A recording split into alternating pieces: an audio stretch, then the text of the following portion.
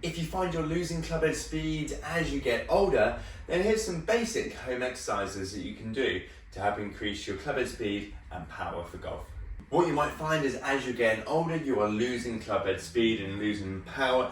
We can go through some low impact power exercises that you can do all at home, not requiring much equipment. We're going to start with an explosive step up with a knee drive. Now, the idea with this one is to move fairly quickly on the way up into position and then control movement back down. Take your time in between each reps as well. We want to make sure that we're balanced and ready to move quickly. We're going to start with the left foot on the box, on the step. And what we're actually going to do is we're going to just hover it a couple of centimetres, couple of inches off the box, so that we're going to stamp down to initiate the force. Stamp down, step up, and drive the opposite knee up to the top. A little bit quicker than that. It's going to look something like this. Control back down. Once you've got your balance, go again. Aiming to create force with this left leg, lead leg, okay, to pull yourself up. And then as you're coming up, drive the knee through nice and quick into that top position. A little second for balance at the top. In this position, back down, under control, and go again. This one could be a good way. This can be a good lower body power exercise, which is lower impact compared to lots of bounding and jumping and plyometric type moves. Next exercise is a kettlebell swing. Now this is great low impact power exercise again for the lower body. A couple of different ways you can perform this depending on where maybe you've got some aches and pains. So traditionally it might be a bit more of a hip movement, but if you feel that's not particularly comfortable for your back, for example, then you can do it in a more of a squat pattern. Absolutely fine, as long as we're aiming to move fairly quickly, fairly explosively during this. Normal kettlebell swing is how I would get people to do this, would be feet shoulder width apart, bum back, drag the kettlebell back, and then hips through, nice and quick on the way through. It's basically bum back, soft knees, kettlebell past the legs, then driving the hips nice and through, almost as if you're trying to jump, that sort of movement there. And it needs to be explosive on the way through. If you're just doing swings like this, this is a bit too casual to build any power. Could be used for more endurance, absolutely fine, but not for power.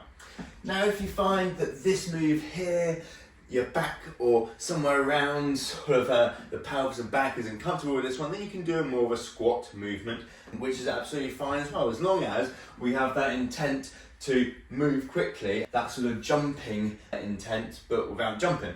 Something like this. At that time, I'm staying much taller. It's a little bit more knee dominant as well, but the aim is to almost jump the weight up, jump the kettlebell swing forwards without jumping, so you don't have the forces of jumping and landing. Next up, we're going to do a push press. We're going to do a single dumbbell, single hand variation compared to a barbell or two-handed variations. This kind of frees up a little bit of range of motion around the shoulders, particularly if you're limited with overhead range of motion. Many people might be watching this. Single hand push press, great for transferring force through the body, a good little skill to learn, okay, to help transfer force through the body into the arm, into the dumbbell, similar to the idea in the golf swing, transferring force through the lower body, through the middle, into the arm, into the golf club. So a couple of reps will look something like this, where we have the dumbbell racked onto the shoulder, elbow tucked in, feet nice and close together, a little dip down, and then we drive straight up as if we're then punching in towards the air with the hand and dumbbell, back down under control, and then go again, nice and explosively on the way up, and it's just a little dip down, and then really explosive on the way up, bring it back down under control for a nice bit of a sort of shoulder stability, strength work as well. Next up, we've got a band rotation. So many of you may have some resistance bands at home, and this gets us moving into sort of a rotary type movement, or at least preparing the body for twisting, moving, rotating at a faster speed, okay? So I've got this set up onto something that's not going to move. Also got a door anchor, which many of you might have, so you could attach it onto a door. So it's going to be side on, feet shoulder width apart, little stretch out to begin with. I'm going to draw a big semicircle out round, finishing over here, imagining almost like a sort of baseball type shot here. So here's a couple of reps. Quick on the way out, control coming back in, ready to go again. And you can take your time in between each rep, just aiming to be nice and quick, nice and explosive. Now this one predominantly is, a rotation around the sort of trunk, but as you can see, and as you might feel, it's initiated for a little sort of drive in the hips as well, which somewhat similar to sort of the golf swing. So initiation with the hips, then most of the movement then is coming from the trunk. Chest facing this way, chest facing this way, in that end position.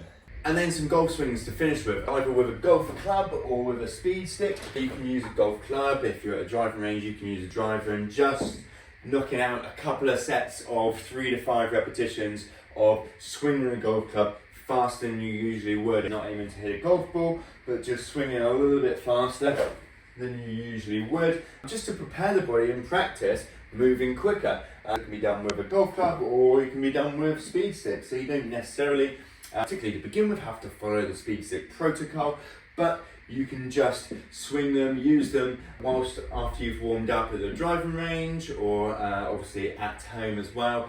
If you have the space, outside obviously, it's probably a little bit safer. Otherwise, a good way to get the body moving. The idea is to have the intent to move as quickly as you can, okay, and swing as quickly as you can. In this case with the speed stick,